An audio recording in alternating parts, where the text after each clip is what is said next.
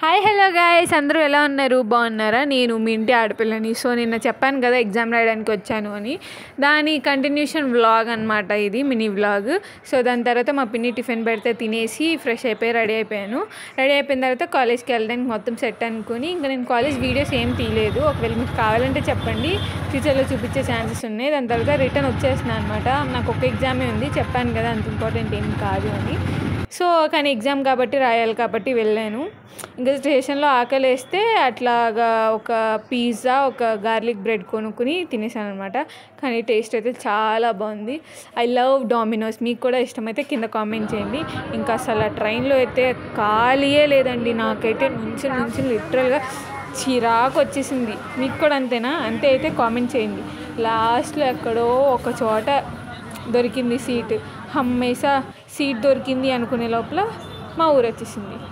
So that's all the video guys. నచ్చితే subscribe చేసుకోండి. Bye.